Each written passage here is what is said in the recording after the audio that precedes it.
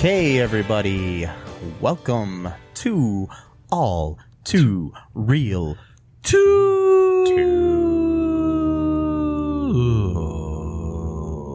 Okay, anyways, I'm your host, Michael E. Cullen II, and with me, as always, is my co-host, Matthew Sizzle Steak. Sizzler. Matthew Sizzler Steak. Yeah. I changed it legally. Did you? Yeah. Why? I don't know. Do I feel like we went back in time? Yes. I feel like we were having this conversation. So a little behind the scenes here. We actually just recorded this episode. Not all of it, but started it and realized that the record button wasn't on. So we thought we were recording. So we weren't. So we're trying again here. I do see that the red light is on now. Right. So we are recording. Cool. So, okay. Yes. Technical difficulties. More like mystical difficulties. So this week, we are covering yet another direct-to-video sequel because we love ourselves. Mm-hmm. And this week it is the 2002 film Slapshot 2: Breaking the Ice, which is the sequel to the late 70s Paul Newman much better movie called Slapshot. This one is directed by Steve Boyum and written by Broderick Miller, based on characters created by Nancy Dowd from the first film. Steve Boyum, who is a stunt coordinator for movies like Apocalypse Now, Lethal Weapon, some of the Mighty Duck movies, so other hockey stuff. He's directed episodes of the Lethal Weapon TV series, Rush Hour TV series. He also directed the Disney films Meet the Deedles and Johnny Tsunami, as well as a future film that we will cover on this, Time Cop 2: The Berlin Decision. Mm-hmm. Which I really want to cover because it's a doozy. It's actually fun to watch, that one. So we'll get to that one in the future, folks.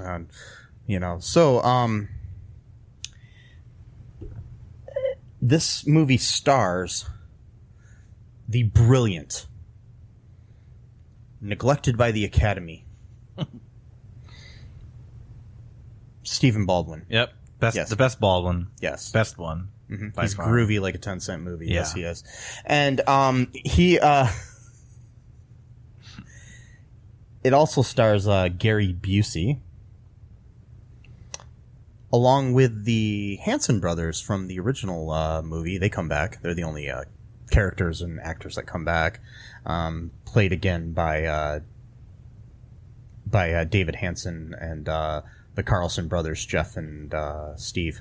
Yep. So still beating people up with their helmets off. Yes. Yep. Yes, they are, and wearing their nice nerdy glasses and their long hair, mulletish hairs. Anyways, so according to the Internet Movie Database, here is the overview of what the film is about. With the original Hanson brothers on the same minor league hockey team, the Charleston Chiefs, they are sold to a new owner who gives them a female coach and puts them in a league in Omaha, by the way, in which they are regularly humiliated by an opposing, what they call Harlem Globetrotters-esque team.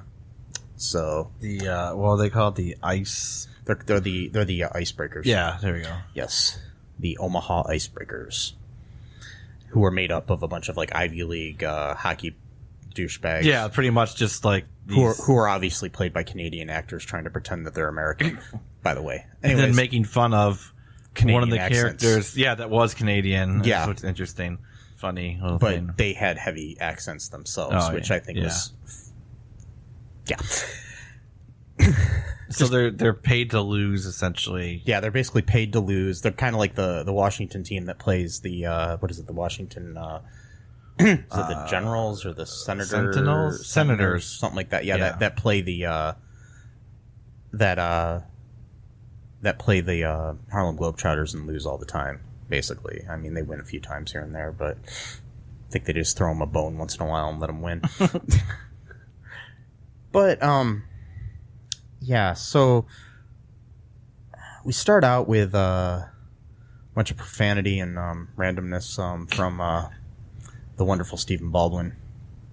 Yeah, being interviewed in a locker room.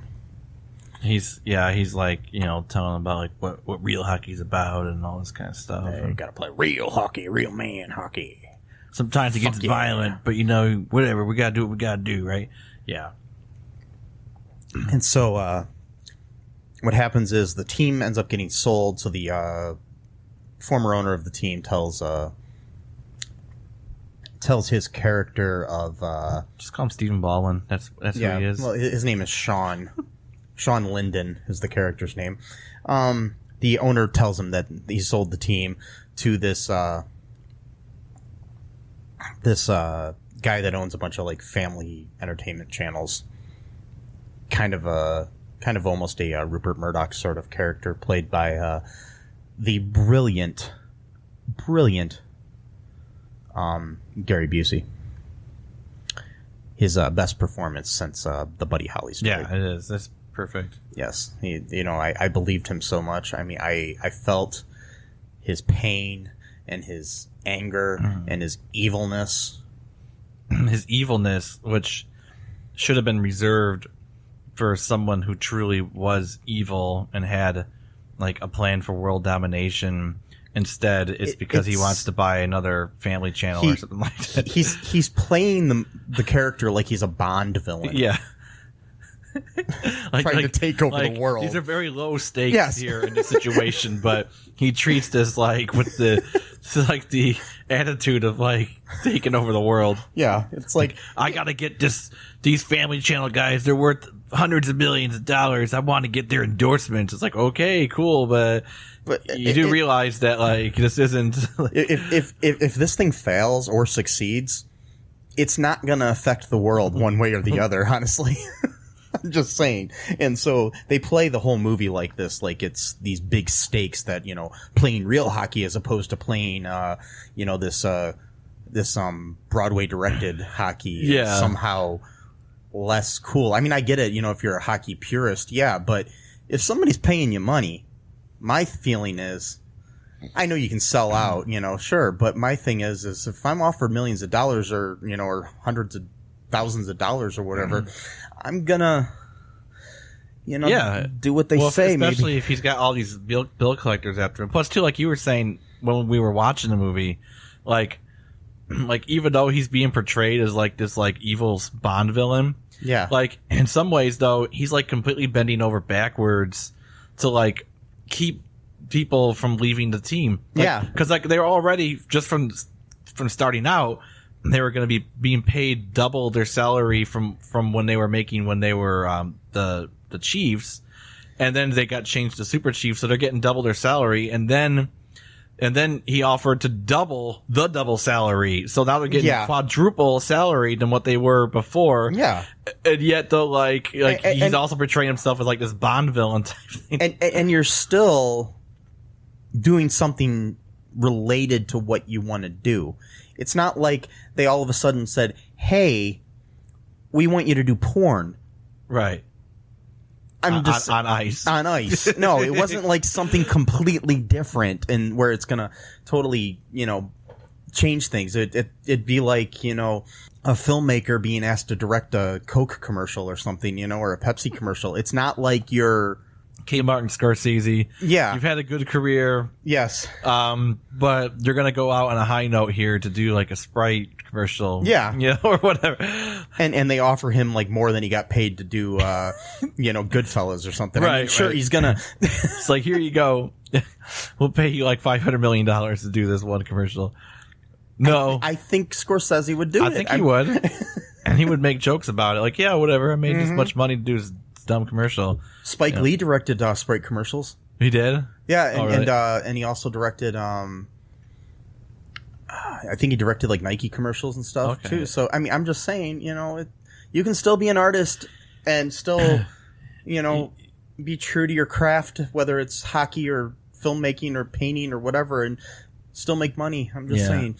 I'm not about capitalism, but I'm just saying sometimes you got to sell out a little just to make some money. Just a little bit you can pay your bills for a little bit of time.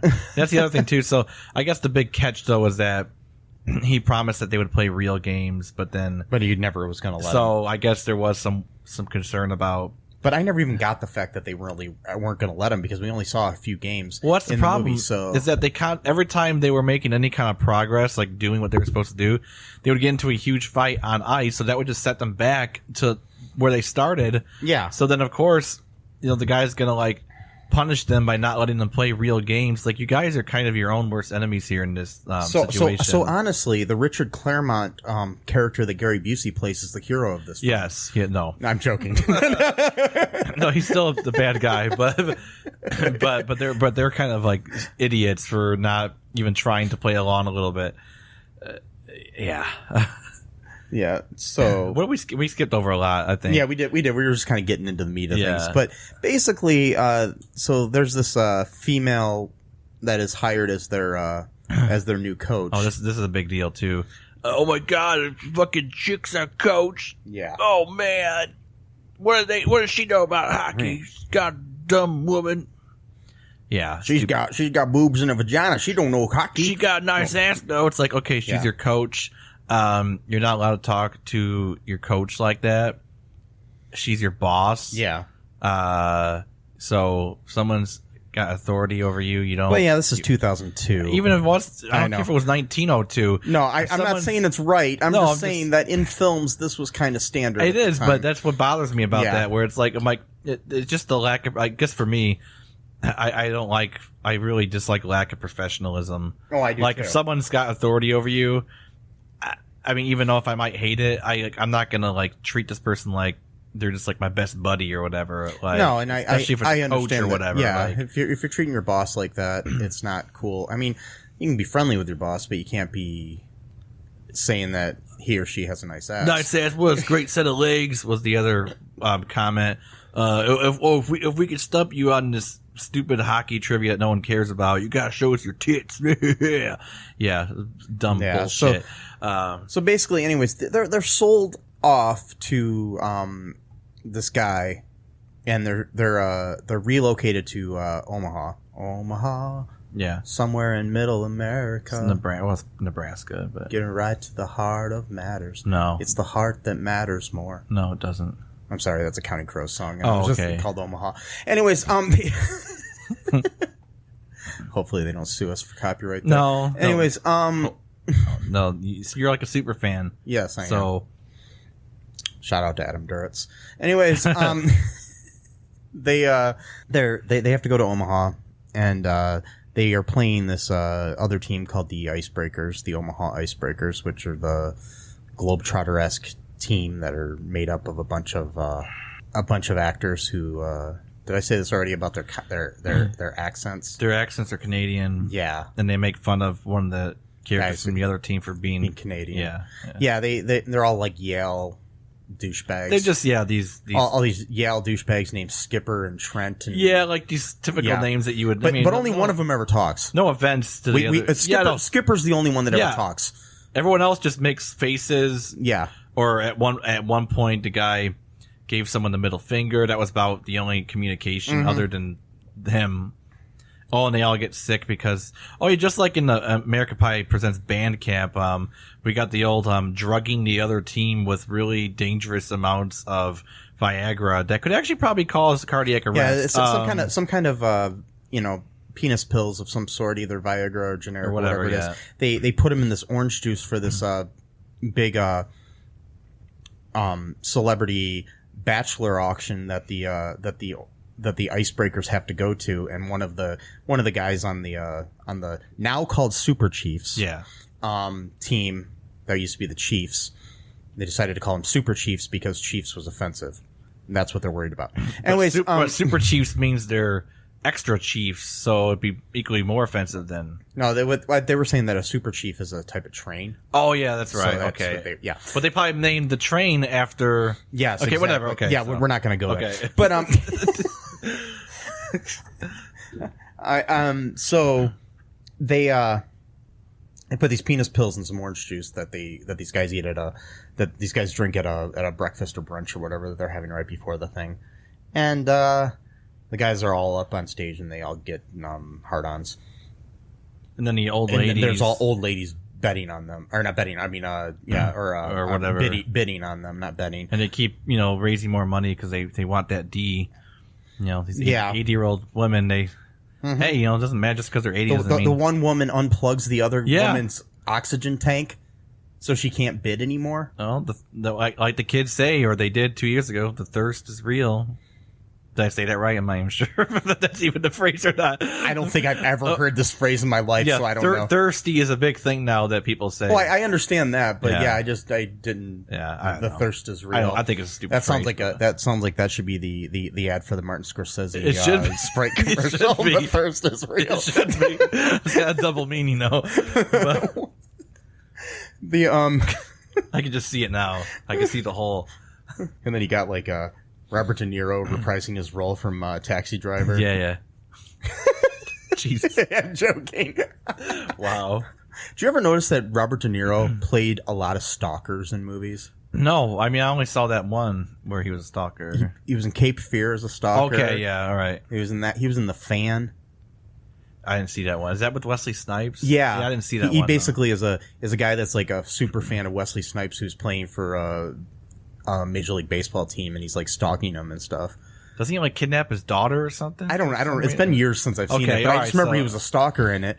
And then King of Comedy, which is another Scorsese film, he basically is like obsessed with Jerry Lewis's like Johnny Carson type character that he starts stalking and stuff. That's a great movie. That's a great movie. Yeah, that's at least 4 movies. There's probably more. In Goodfellas, he starts stalking Ray Liotta's wife at one point. I mean, that's not his main role in the movie, but he because he tries to like get her killed inside of like some like warehouse where they got like a bunch of stolen clothing that he wants to sell to her. Yeah, but he's really trying to get her killed.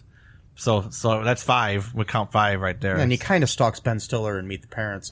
So yeah, a little I'm joking. Bit. But that was because he was suspicious. Yeah. Of him, so that I'll let that one slide. I will too. I was just joking with that one. But anyways, back to this movie. Yeah, this is a great movie. Yes. So much better than the movies we're talking about. Yeah, Goodfellas. And don't ever watch Goodfellas or King of Comedy or Meet the Parents or anything. Watch Slapshot 2. Yes. There's no Robert De Niro in there, but there is Gary Busey, man. Oh, yeah, there is. Another Academy Award nominated actor, I think so. Oh, yeah?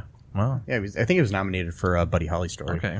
Which, if you haven't seen and you actually want to see if you want to see a great movie with, we might cover it for our other podcast, our All2Real podcast. How old was he when he did that? Sorry. He was pretty young when he did that. Okay. It was like in the 70s or 80s that they made that movie. And it's the best performance of his whole career, in my opinion. And then after that, it kind of went downhill. Oh, well, sometimes but he did all of his own singing, and he looked just like Buddy Holly in the movie and everything. He was really good. Anyways, back to this masterpiece. So they, they drugged. So we have drugging just like an American Pie band camp. Mm-hmm. And, it's a common theme in these direct-to-video sequels. Drugging the opposite team or whoever you're opposing.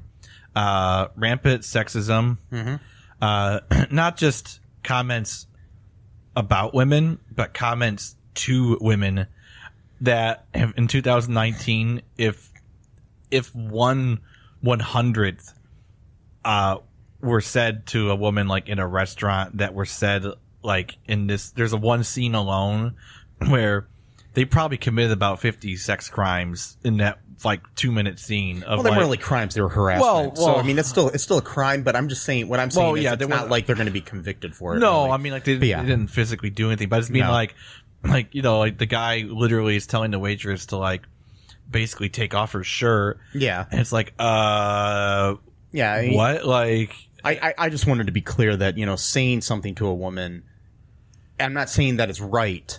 It's socially wrong and it's morally wrong and stuff like that, but it's not the same as raping a woman, which is when you think of sexual or sexual assault and sexual harassment are both bad. Okay. But I think sexual assault is worse than when I see sex crimes, I think of assault more. All right. I'm just saying that, but that's just my own opinion. But I think they're both just almost as bad. Okay. Because words can hurt just as bad as you know. Right. Sticks and stones may break my bones, but words will hurt me, man. They will. Okay. They will. Well, I'll nix then sex crime, but basically then like one guy who's kind of like he's like a sex addict kind of guy.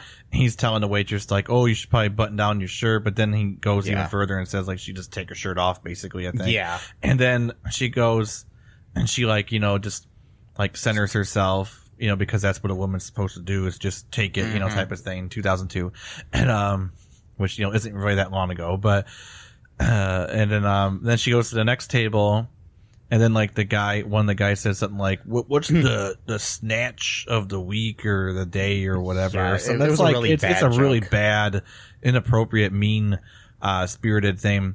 And like it was bad on several levels. And that not even funny either. No, it wasn't even funny. No, but that scene alone, it was like every single character.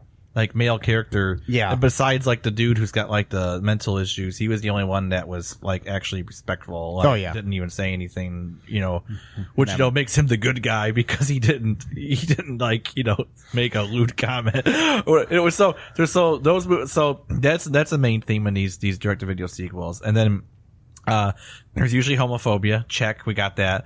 Sometimes transphobia. Check, we got that. So pretty much anything that like people nowadays would think is like bad, like every single one of those things it did. But interesting, not racism. That was the only thing. No, because they were pretty accepting of. That was interesting. There was an African American player on the team. Yeah, but also they didn't make any jokes, like racial jokes. So that's like they were okay on race. I mean, the closest they got is when they asked who the first brother to play in the NHL was, but that wasn't like racist. That was just kind of a fact, right? So. And but the. In the whole like there's a transvestite. Oh, what they call thing where they're watching like Jerry Springer or something, and somebody reveals on that show that while they're in a bar, that was a whole segment of the movie that didn't need to be in there. It didn't further the plot. It didn't do anything. It was just there to, punish transgender people. Is what like. I don't want to get too political on this stuff, but just like that's like transgender people, unfortunately, have been like the butt of like so many jokes in movies where they just need to have a laugh, basically. Yeah, like, I mean, it's like, got nothing to do with Ace Ventura. That's one of the worst ones ever. And then, but yeah, like of course Jerry Springer himself, he's totally guilty of this. He's got so many episodes of this kind of crap, and but yeah, this not only was the line unfunny and inoffensive, it just didn't even belong. There's no reason why it even needed to be there. It was just, this movie's too short, so we need to fill in as much crap as possible to make sure it's at least 80 minutes long. Like that's pretty much what it was. It's a lack of good writing in that in that part.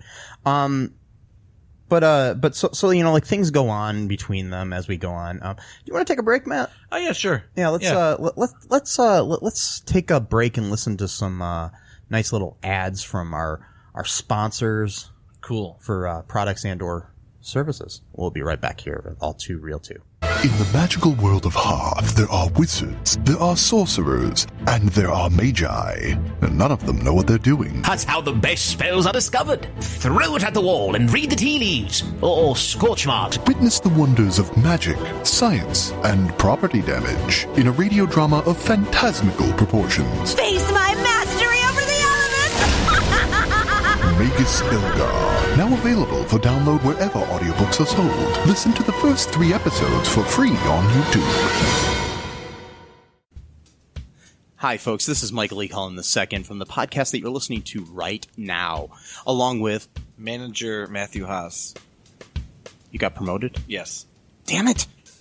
Okay, anyways, folks, do you like the show Superstore? I don't know. I asked the folks and nobody's answering me. Because they're not here. Oh, but we love damn it. Yeah, we love it, though. Okay, folks, if you like it as much as we do, you're really going to like the Super Story podcast, which is a podcast where Matthew and I go episode by episode and give our little opinions and thoughts on it. Sometimes we have guests, sometimes we don't. Just depends on how we're feeling. Yeah. And, so if you like this podcast and like our little crazy banter, then you should definitely check this out. Or I might get sad. And when I get sad, it gets pretty sad. Yeah, so I can't deal with him when he's sad. Yeah, no one can really. So yeah. So check out Super Story Podcast right here where you get this podcast, Super Story Podcast. And we're back. Yeah, we are. Hope you enjoyed those products and or services. I did. With slap back. Ooh, because a slap shot, get it, slap back. We're back. We're back. With a slap. Well, slap shot. Yes. The services were good and the products. Yes. No products more so than services, but no. Well, no, they were both equally good. Well, okay, maybe. Sometimes they're both. Yeah. Like my favorite product right now are Pop-Tarts. But if you can put that into a service as well, built-in service. Like if the Pop-Tarts did your taxes for you or something? Yeah, or if you pay someone to make you Pop-Tarts. Just someone to go in your house. If you're too lazy to open the box. Should open up a Pop-Tart restaurant. Yes. Ooh. Actually, that wouldn't be a bad idea. All they do is serve Pop-Tarts. Well, yeah, but no, they probably should do something else with it. Like make them into pies or ice cream toppings or something. I don't think that would work out if they just served Pop-Tarts. It's just a paper plate with a couple of chocolate Pop-Tarts on it. That's it. That's it. We only have like 3 flavors too. Yeah, we don't even have all of them. No. If you want to get the fucking wild berry, go get it yourself. Yeah. Go down to the grocery store and buy it yourself. We don't do the gimmick flavors here, okay? We do classics. Strawberry, frosted or not frosted. Though, if you're not doing frosted, there's something wrong with you. But, yes. Chocolate and or s'mores, preferably put together. Brown sugar, that's a classic one. Not my favorite, but it's a classic. All the new flavors? No, I don't want fucking Jolly Rancher green flavored Pop-Tarts. I don't want A&W root beer Pop-Tarts. No, I don't want sardine pickle relish flavored Pop-Tarts. But those are so good, Stop man. it with the gimmick shit, okay? Those are so good. Have you had those? No, can I go on a rant for a second? Yeah, go ahead. Okay. I know it's got nothing to do with the movie, but I'm so tired of gimmick foods. I hate it. I hate this idea. And the thing is, too, these companies who do this stuff, they've admitted themselves that the only reason why they do this is because they want to make viral videos where people will try out the shitty flavors and then film themselves on YouTube and they get free publicity. They've actually some of these companies have actually admitted that that's the only reason why, like, I'm going to make gefilte fish flavored Pringles so that some moron on YouTube is going to eat a whole Swedish fish flavored Oreos. That's an actual thing. That's what I'm saying. I hate it. Or the pickle, and I'm even guilty of this. The pickle juice slushy from why was I going to say Chaos? Wow. What's the name of the Sonic? No, Sonic. Why did I think of Chaos as the name of because it's all chaos. Yeah, man. I got a drive-in called Chaos. No. What's chouse mean? Chouse? What do you mean? That's how chaos is spelled. The first time I ever saw it, it was on my friend. My friend had chaos on his T-shirt, and I couldn't pronounce it. And I was like, "What's chouse mean?" What's chouse mean? He had it was like a Jurassic Park T-shirt that said chaos on it. Wow. And I was like, "What's chouse? What's mean?" chouse, man? Because I had never seen Jurassic Park at that point. Oh my god! Because I boycotted that movie for like 20 years. Oh really? So anyway. But now I love it. Anyways, so yeah, we can go back to the movie, but I hate gimmick foods. I hate it. I just want to remind people that the comments of Matt and I are only the comments of Matt and I, not the thoughts of All2ReelToo or Cullen Park Productions. Yeah. Even though we are All2ReelToo and Cullen Park Productions, but our comments are only for us, not just the company that we represent, which is us. So keep that in mind. Yes. So, hey, corporations are people, and we're protecting the person. Yes. So I just want to remind Oreo and Pop-Tarts and Pringles. I'm sitting there making fun of all these companies. I just want to remind you that if you would like to sponsor us, you can contact me at mike@cullenpark.com. Maybe not contact me because I'm apparently have no tact. No, I don't think they're going to sponsor us anyways. Well, maybe in the future. I've never listened to a podcast, because I listened to a bunch of them where there was a Pop-Tart ad. Well, that sucks. They should start doing that. I know. I did hear there's like diaper ads and stuff for like brand name diapers, which I'm not going to mention because I don't want to give any free advertising. I don't want to. But it made no sense to me because the podcast that I was listening to, I'm not going to say what one it was or anything, but it was more like geared towards like technology and stuff. Hey, maybe all these tech guys are having kids, and that's what I'm thinking. People. I was just trying to figure out why I'm listening to this technology podcast, and all of a sudden I'm getting a Pampers ad or whatever it was, or Huggies or what. I don't know which brand it was, but it was just like, okay, is this really your target demo here? I don't know. But here's the thing, though. I've been having great ideas lately for like brand stuff and like for like campaign-y stuff. I got a great campaign idea for Beto O'Rourke, the politician from Texas. Yes. I actually want to work on this campaign because I came up with a great freaking gimmick last night. I'm not going to say it here. Yeah, I was going to say, don't share it with our audience. I don't want anyone taking idea. No, I'm not. I don't trust our awesome audience. Sorry, guys. Yeah. Even though you listen to us and you're our metaphorical at this point bread and butter, I don't trust you enough to tell. If you own a bread and or butter company and would like to sponsor All2ReelToo, please contact me at mike@cullenpark.com. But what I'm saying though is like it would be perfect, like Pop-Tart. They call it a popcast instead of a podcast. It's a popcast.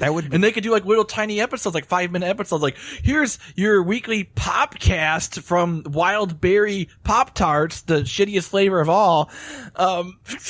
Again, these are just the thoughts of Matt and I. Okay, let's get back to the movie. So, Slapshot 2, Breaking the Ice.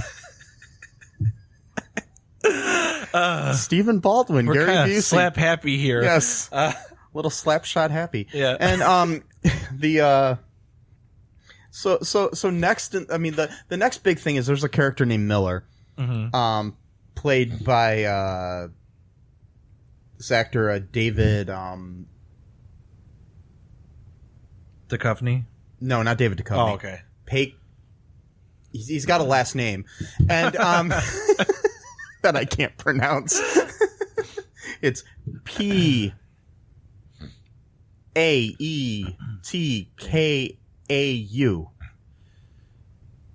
Paetkau? I don't know. Something like that. Right. Anyways, I've seen him in a much better hockey movie called Goon, starring Sean William Scott, written by Jay Baruchel.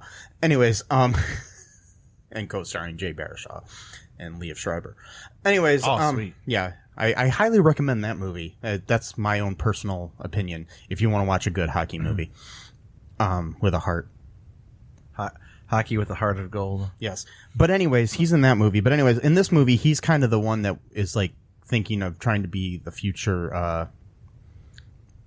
NHL star or whatever, and he's kind of pissed that he's in this goofy league that he's in, and so he wants to play real hockey and not this Broadway hockey that they're doing now, which, by the way, the whole thing's choreographed and organized by a stereotypical gay character in the movie. Even comes more straight from Broadway. Yeah, like even more flamboyantly caricatured than the dude from Will and Grace. Yeah. If you can imagine that. Like, if you can imagine that character. If you can imagine Jack from Will and Grace. This is about 10 times more than that. It's like Sean Hayes on acid. Yeah, basically. Yeah. Yes. And, he's like their coach or whatever. Yeah. Or something. I think he's their coach. And, and he's like written and choreographed the whole hockey game.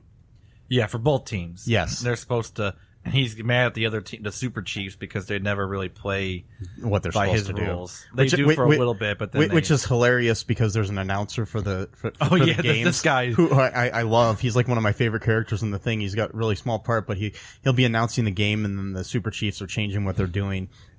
And he's like, "Is there even a fucking script?" You know, just like, and then he's like, "Oh, I'm sorry, this is a live mic. I apologize."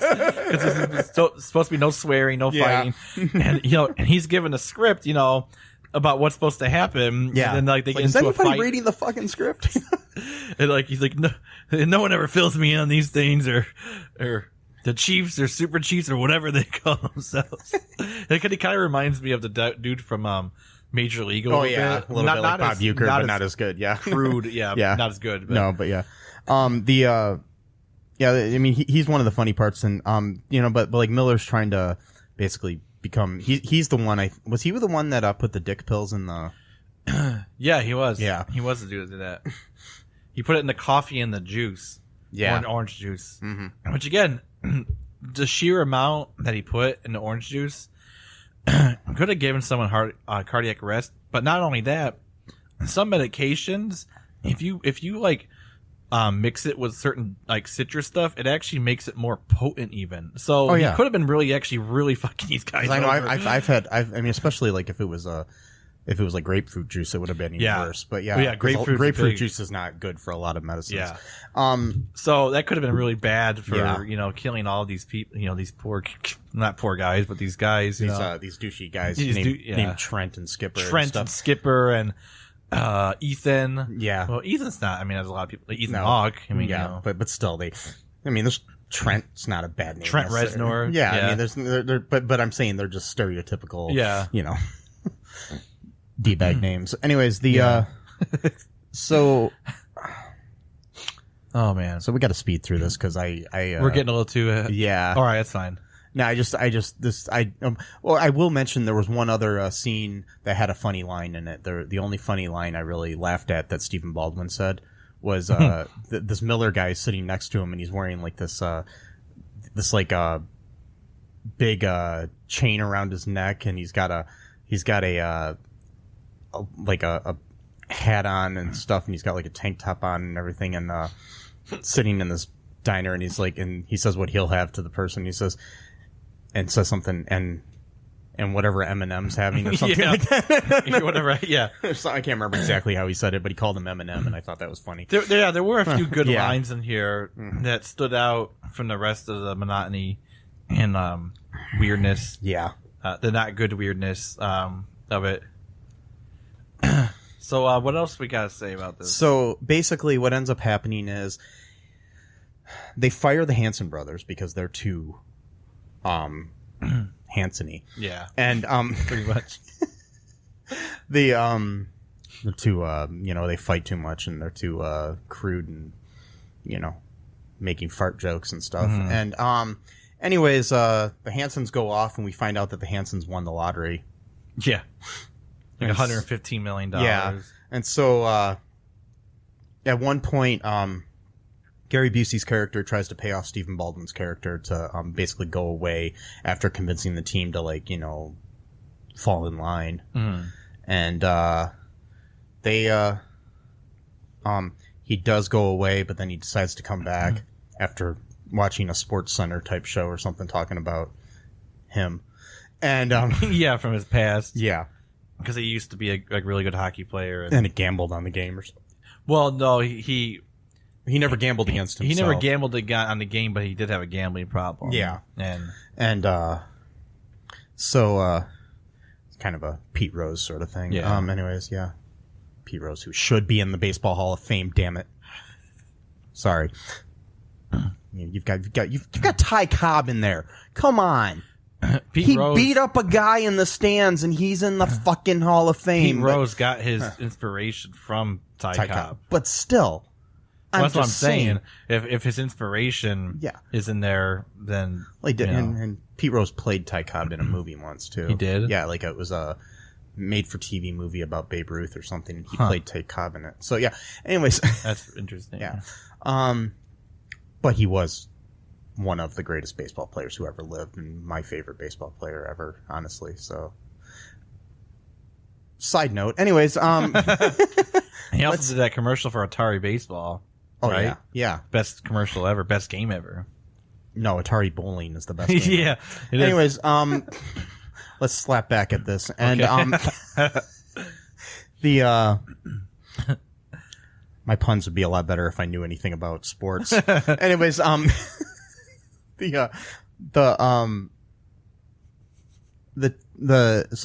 basically they start to fall in line a little bit, but then Stephen Baldwin comes back after he realizes it and tells them what's up, and then he brings with him the Hanson brothers and a box full of their old jerseys. Mm-hmm. So they put on their old jerseys and they come out as the Chiefs, and they start playing real hockey and they start beating people up, and and that's when the announcer goes crazy, and then what's his face and Gary Busey and his cohorts go kind of crazy. They're like, "What the fuck is going on here?" These American first sort of people, these moral values, and and then they I don't know, the Busey's like second in command sort of guy, who is like the lawyer put in charge of the Super Chiefs. For some reason, he sold the They team. didn't even explain why. He was told to just take care of it himself, and so he decided to take care of it himself, and he grew some balls. Yeah, and he sold the team to the Hansons, right? Because they won so much money. And so after things started to go well. After that, the game got high ratings or something, and he punches. And then that guy punches Gary Busey after he's now with the team, and then they're gonna start playing real hockey again. Yeah. Gordy. Yeah, Gordy. Yeah. And also too, I forgot to mention that the coach, their coach, she was the granddaughter of like some really famous hockey player. Yeah. I forgot. Because I was gonna mention that, but then we kept talking about kinds of funny weird shit. Basically that's why she was hired, and she used to be like a female hockey coach at some college. I can't remember. Like Vassar or something. They won like 4 out of 5 championships in a row or something like that. But she really wants to coach in the NHL. Yeah. So and in the end, Stephen Baldwin and her kiss. Of course, they got to get together, and then the credits roll. Yep. Best movie ever. Yes, right up there with American Pie Bandcamp. American Pie Bandcamp and Tooth Fairy 2. Tooth Fairy 2 and what was the other one? Inspector Gadget 2? No, the other Larry Cable guy. Jingle All the Way 2? Yeah, Jingle All the Way 2. Yep. Yeah. I will tell you this. Stephen Baldwin is a better actor than Larry the Cable Guy. Yes. What did that guy say in Jingle All the Way 2? It was mild-mannered toy store employee by day, purveyor of childhood fantasies by night. Yes. Really creepy. That was a really creepy line. Oh, God, I love these movies. Yep. Anyway. We do it, though, for you, sort of. Yes. Or maybe. for ourselves. For ourselves. I don't know. I did read an article the other day. Okay. That says people who watch bad movies are more intelligent than people that don't. Oh. That find enjoyment out of watching bad movies. Was that okay? But is there a caveat for that though? Because like the people who wrote these glowing reviews for not Jingle All the Tooth Fairy 2, they took enjoyment from this movies too. Mm-hmm. So does the article mean people who watch bad movies on purpose because they're bad? Because they're bad. That's what they mean. Okay, good. It's not good because there are some people there that gave that a 10 out of 10 review. Yes. Tooth Fairy 2. So I don't trust that. But anyways, let's take another quick break here. Sure. Speaking of that, and then we'll get into some reviews of this film right after we get back from these words from our sponsors. All right. Hey folks, this is Michael E. Cullen II, from the podcast that you're listening to right now, along with Matthew Haas. We just wanted to tell you about our great podcast called Super. It's called All Too Real. And on that show, what do we do, Matt? We watch biopics, and then we talk about whether or not the movie matched up with the real story or not. So it was a lot more exciting than that, though. Yeah, so we analyze the real story and the real story. Get it? Get it? Real. You know? Yeah, they're spelled differently, folks. You can guess which one I said which way. Anyways, so sometimes we have a guest, sometimes we don't. But we talk about great movies like Shattered Glass and The Social Network and Futile and Stupid Gesture, among others. Those are some of the ones that we've covered so far, and we're going to cover a lot more. So please subscribe on Stitcher, Apple Podcasts, Google Podcasts, wherever you find your great, fun podcasts. And be sure to share it with your friends. Do it. And make sure you're not afraid to get all too real. Bye-bye.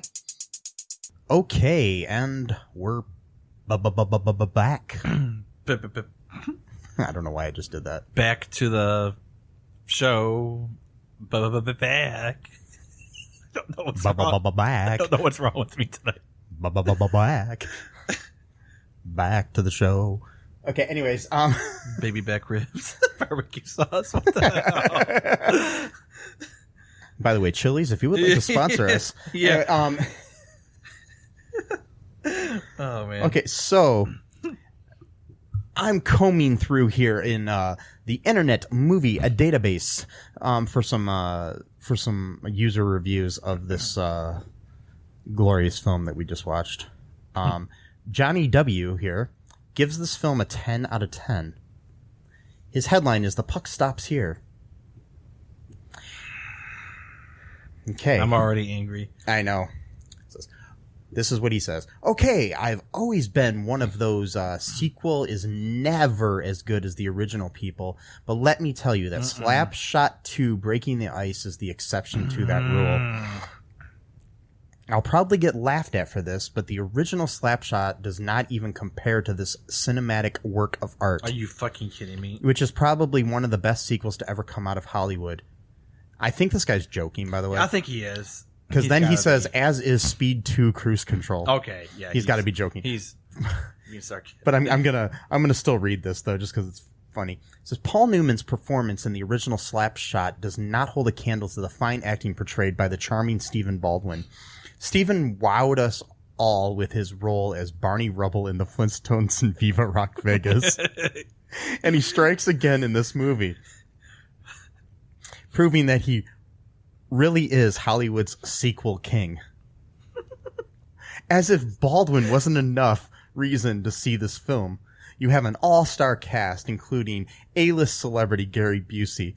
Some are skeptical of Busey's talent, but come on, Rookie of the Year, the ginger dead man. The guy's got a resume that can't be topped by anyone in Hollywood, except for maybe Jake Busey, who obviously got the acting gene from his dad. His son. Wow. I own this movie on both VHS and DVD, and I'm anxiously awaiting the Blu-ray release. Wow. Please pick up this movie. You will not be disappointed. Better yet, it's fun for the whole family, so you can share this film with your children. My boys are 15 and 17 and love it. So pop that popcorn, take a seat, and get set for some cinematic gold. This is the best review I've ever read. I know it's a joke, but this is hilarious.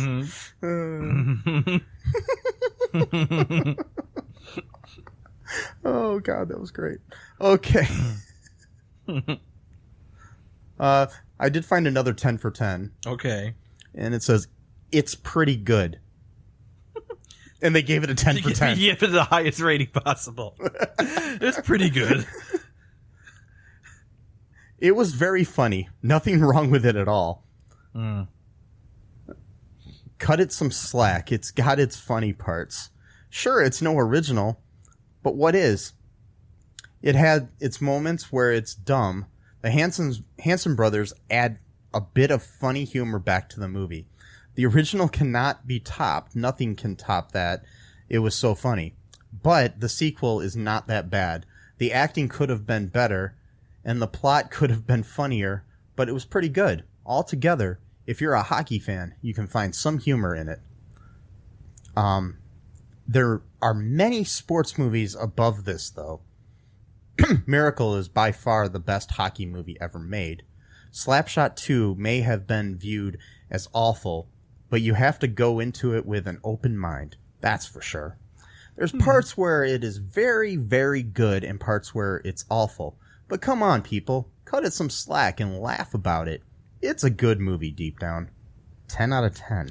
Really, I don't think you understand how ratings work. Like, yeah. That's like a 6 out of 10 rating. Yeah. Like, or maybe 7. I don't know. Yeah, maybe 7. Yeah. But 10, like, if you're going to rate something 10 out of 10, that's supposed to be a glowing review. Not, it's all right. It's not perfect, but what is? Okay. Yeah. That's not how you rate things, but okay. So, let's find a bad review of this. Sure. Okay, here's one from Zion. Okay. XYON. I guess that's how you pronounce it. I'm just guessing. I don't know. Yeah, anyways, another sequel that should never have been made.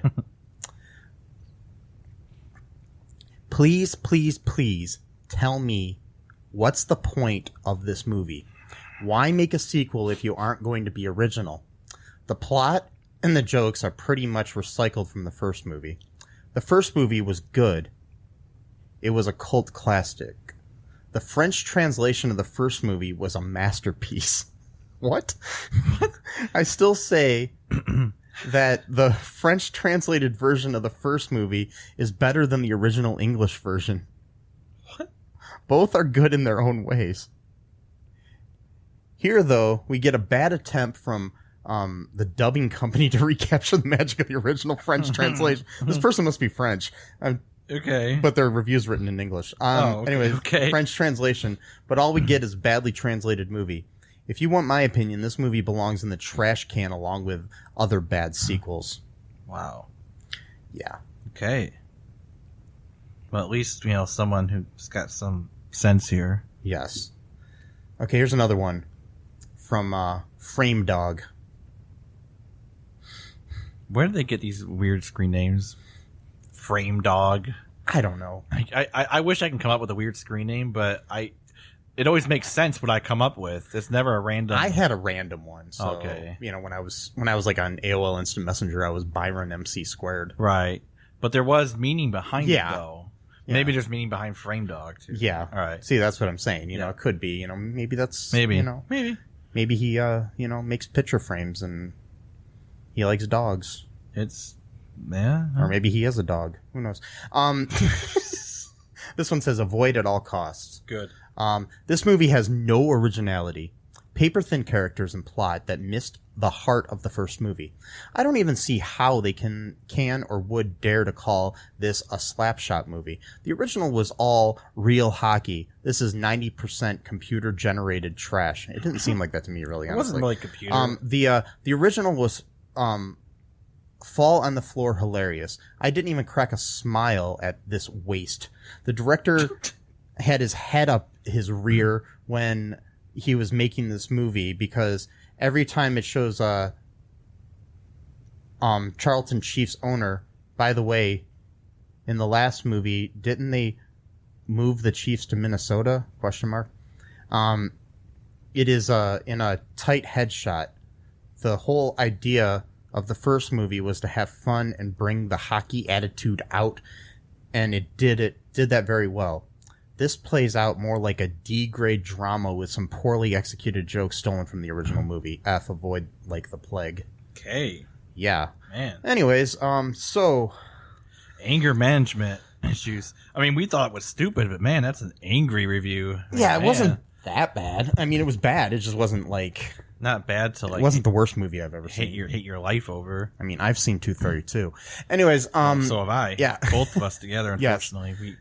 I think we kept our sanity together by watching it together. Yes. So, I have a couple questions for you, Matt, before we wrap this. Before we slap this up. That doesn't make any sense. No, it doesn't. I love it. Before we slap an ending on this podcast. Yeah. Anyways, what is your favorite sports movie ever? Oh man. Dang it. There's quite a few actually.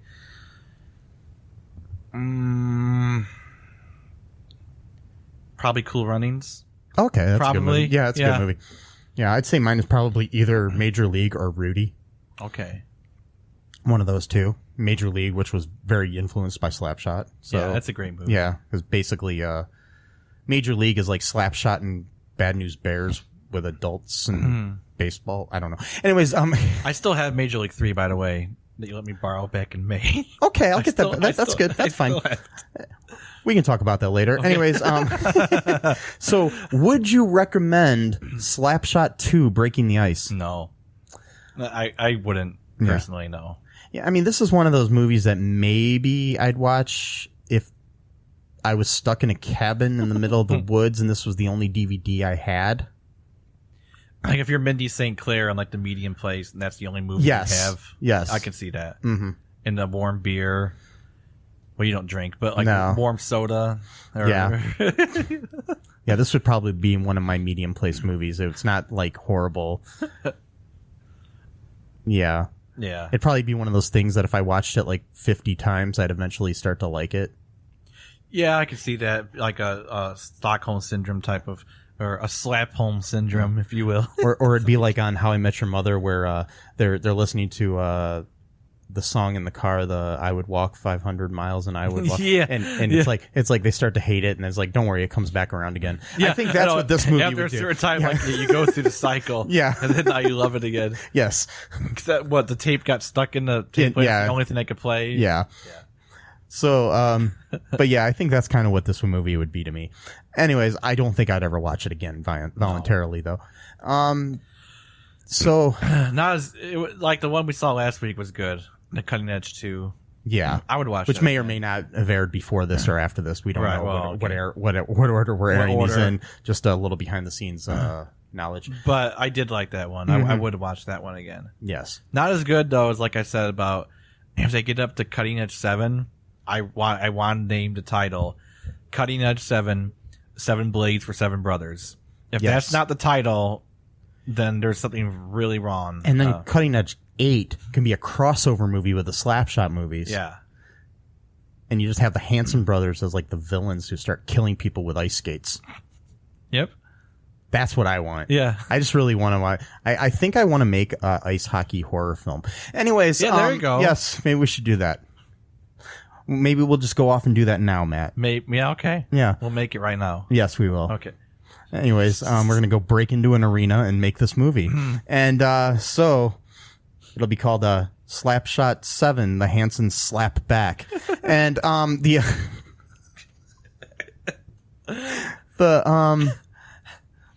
maybe we'll get the band Hanson to do the soundtrack to it. Sure. Yes. And then right now in an bop, we're going to be gone. So we're okay. Make sure you follow us on social media and all that good stuff. And yep. I have been Michael E. Cullen II. I have been Matthew Haas. Bye-bye. Thanks for listening to All2ReelToo podcast, a Cullen Park production. Produced and edited by Michael E. Cullen II. Music by Matthew Haas. Subscribe and share the show. Visit us at cullenpark.com.